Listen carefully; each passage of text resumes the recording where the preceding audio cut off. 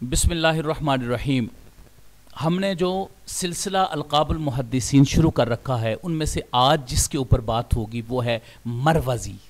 मरवज़ी का अपना तलफ़ुज़ क्या है, किस शख्सियत की तरफ ये मनसूब है, और फिर उसकी मरवज़ी का बैकग्राउंड क्या है, उसकी हिस्ट्री क्या है, इस पर बात होगी इंशाअल्लाह अज़ीज़। सबसे पहले मरवज़ी लक़ब किस शख्सियत की, वो तो बेशुमार शख्सियात हैं, मारूफ एक शख्सियत का जिक्र मैं आपके सामने करूंगा, वो है मोहम्मद बिन नसर बिन हज्जाज मरवज़ी अल मुतवफ़ा 294 हिजरी। इमाम मोहम्मद बिन नसर बिन हज्जाज मरवज़ी रहमहुल्लाह, आपने मैदान तहरीर के अंदर बड़ा अहम किरदार अदा किया है। आपकी किताब अस्सुन्ना, ये बड़ी मारूफ किताब है, अस्सुन्ना लिल मरवज़ी के नाम से जानी जाती है। दूसरा, आपने क़यामुल लैल, क़याम रमज़ान और इसके अलावा अल-क़स्सामा के नाम से काफ़ी ज़्यादा कुतुब आपने तहरीर की हैं। तो इमाम मोहम्मद बिन नसर हज्जाज की तरफ ये लक़ब मनसूब है मरवज़ी। इसको पढ़ना कैसे है, इसके बारे में उलमाए किराम क्या फरमाते हैं।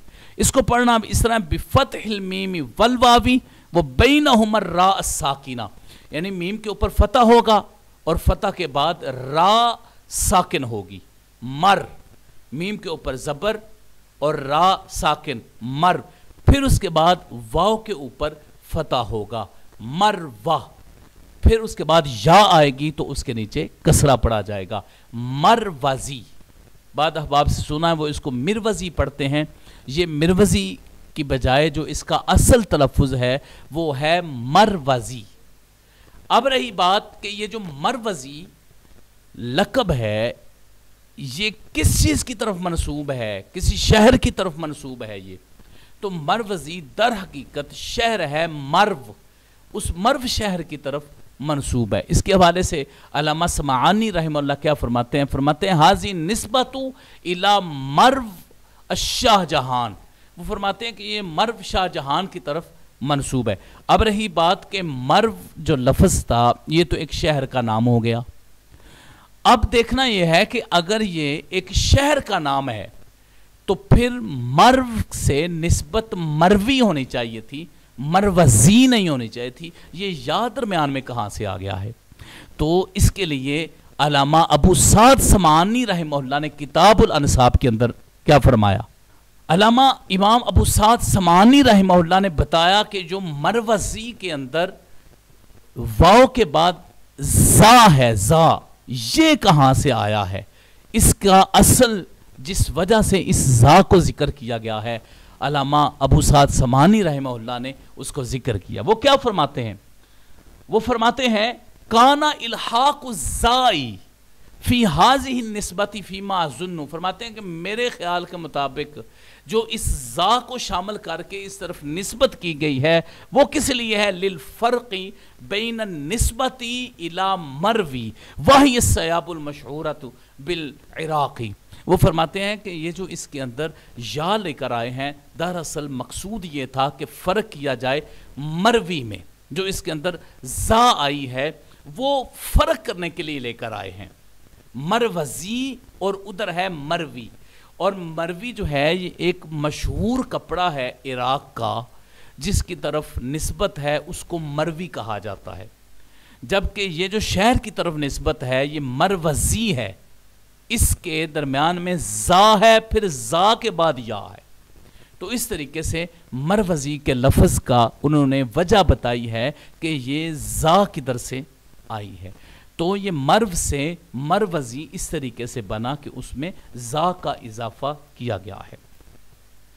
अब ये जो मर्व शहर है इसके बारे में प्यारे आका अलैहिस्सलातु वस्सलाम ने भी इशारा फरमाया। एक हदीस से पाक है मुस्नद अहमद बिन हम्बल की, प्यारे आका अलैहिस्सलातु वस्सलाम ने फरमाया सतकूनु बादी बुहूसुन कसीरतुन फकूनु फी बासी खुरासान सुम्मा इंजिलू मदीनतल मरवी।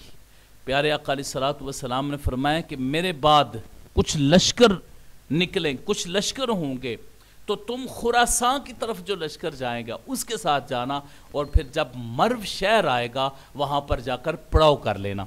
تو مدینہ تل مرو جو فرمایا، مدینہ تل مرو، اس کا مطلب ہے کہ پیارے آقا علیہ الصلوۃ والسلام نے اس شہر کا باقاعدہ طور پر ذکر فرمایا ہے، شہر مرو کا۔ تو یہ ایک قدیم شہر ہے، اپنی تاریخی اعتبار سے بہت ہی قدیم شہر ہے۔ اب یہ جو شہر ہے مرو، اس کی ہسٹری کیا ہے؟ 30 ہجری، ظاہر ہے پہلے سے اس کا ذکر چلا آ رہا تھا، اور قبل مسیح بھی اس کا کچھ تذکرہ موجود تھا۔ تو جس وقت 30 ہجری آئی تو اس میں حاتم بن نعمان نے اس شہر کو فتح کیا تھا۔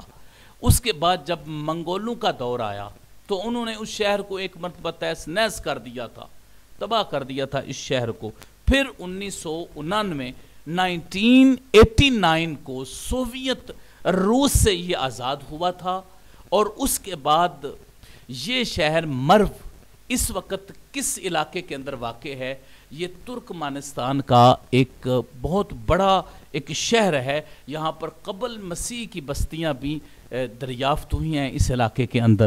تو یہ مرو اس وقت، پہلے جو تھا یہ خراسان کا علاقہ تھا، اس کے بعد اب اس وقت یہ ترکمانستان کا ایک شہر ہے مرو۔